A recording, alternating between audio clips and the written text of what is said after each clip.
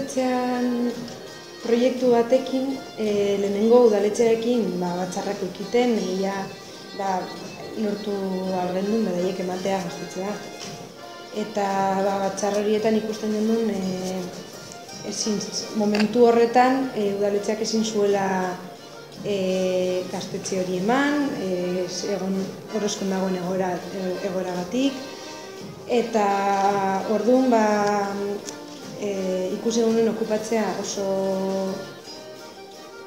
imposiblea ez, bai oso zaila zela, eta erabaki genuen leku hau alokatzea gauzak egiten hasteko, ez egoteko kalea. Eta alokatu genuen, otsaian, pasaren urteko otsaian, eta atondu genuen, hau zegoen ezer barik, argiri gabe, ez zukan ezer.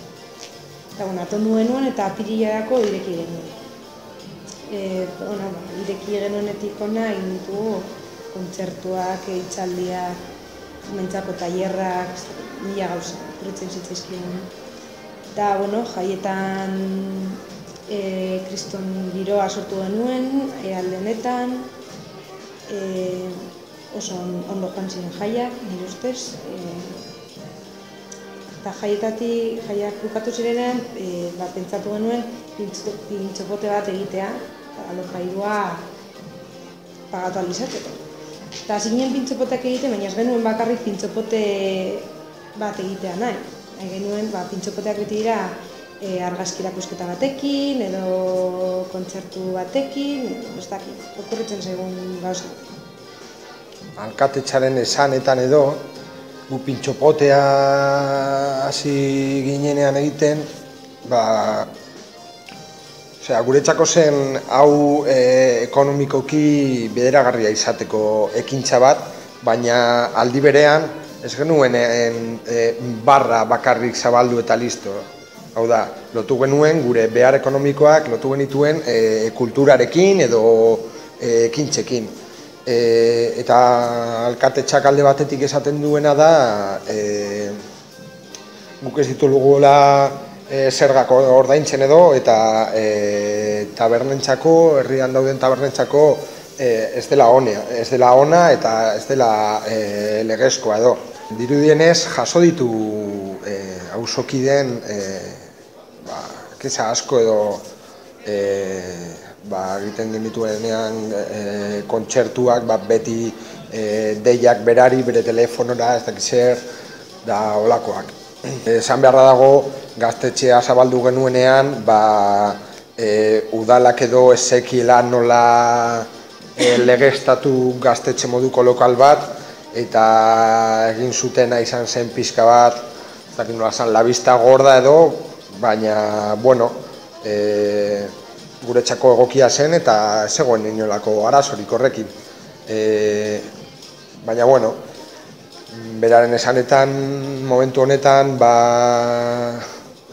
goma puskatu da edo, eta auzokideen arazoak, pintxopotea eta tabernekin arazoak, gero badabil hortik bebai gaztetxean gazta asanblada ez diren taldeak egiten dituzten ekintzak, eta batu dira gauza asko eta horregatik heldu gara ona, ez? Berak hasiera batean duela gutxi eskatu zigun txosna moduko baimen bat eskatzea ostiralero, eskatu zigun ostegun batean, ostiralean zabaldu genuen hau pintxopotea egiteko eta astelenean heldu zitzaigun lehenengo dekretoa edo. Orduan gure denbora tartea oso laburra izan zen, erantzuteko denbora tartea oso laburra izan zen. Guretzako ez zen lana sostopoa eskatzea txosna baimen bat. Baina, ostegunetik ostiralera ez genuen egin eta astelenean heldu zen dekreto hori. Orduan, geratu ginen pixka bat, dekreto hori esaten zuen, behar dugula aktibitate lizentzia bat, hemen jarraitzeko eta prozesua aurrera joan da. Aktibitate lizentzia hori eskatu zigutenean, automatikoki gure kezka zen zer da aktibitate lizentzia bat, nola lortu dezakegu, Orduan eskatu genuen bilera bat udaletxearekin, udaltaldearekin eta talde guztiekin. Ez genuen erantzunik jaso eta hurrengo astelenean, uste dut izan zela, heldu zen hurrengo dekretoa, eskatzen zuela, zen hau izteko dekretu bat, zen gauza egonkorra, zen preventiboa edo, itxi nahi dute guk gure egoera legeztatu arte edo. Eta momentu honetan hor gaude. Ez dakigu ze puntura arte desalojo hori gauzatu daiteken eraikin hau gure izan da.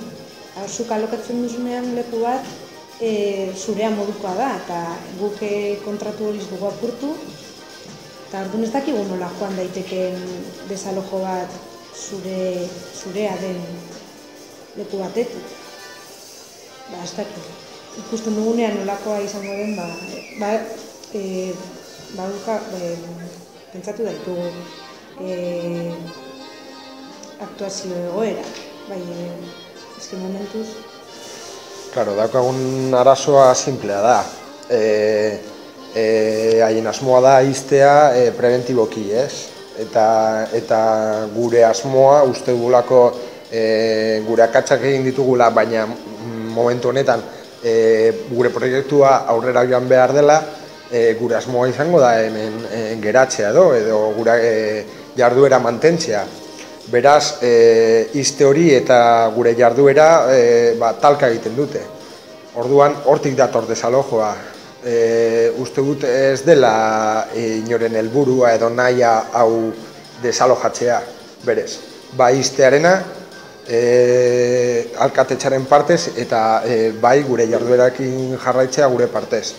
Orduan hor egongo da talka hori eta esan duen zuzuek berez hau gurea denez ez dakigu oso ondo nola jokatu behar dugun. Hau da, suposatzen du, demagun hemen ertzaintza agertzen dela eta saiatuko gara azaltzen zein den egoera erreala. Hau da, hau gurea da. Eta gu ordaintzen dugu alokairua hilero. Orduan, eta ea zer gertatzen den. Beti gertatu zaigu gauza bera, etortzen dira eta ikusten dute ez daukatela kompetentziarik. Berez hau gune edo lokal pribatu bat da, ez da gaztetxe okupatu bat, ez da egora oso desberdin bat, eta geratzen dira holan, deitu digu alkateak, jeitsi musika pizka bat, eta saiatu atea itxita egoten, eta listo. Gure etxako aipagarria, Orozkoko lehenengo gaztetxea dela, gazteria orain arte inoiz ez dela antolatu, eta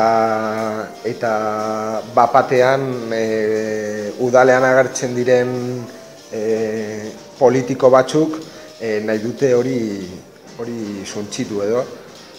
Niretzako hori zaiz hartzen buruan. Beraien diskurtsoa izan da oso zabala, oso partizipatiboa, eta orduan ez dakit. Egin ditugun kontzentrazioekin eta ikusten duguna da herriaren gehiengo bat edo dagoela gaztetxearen alde. Orduan, ez dakit, da pixka bat amenazazto moduko bat, hau. Ez dut erreala ikusten hau guztia, ez? Izango da pixka bat arraro.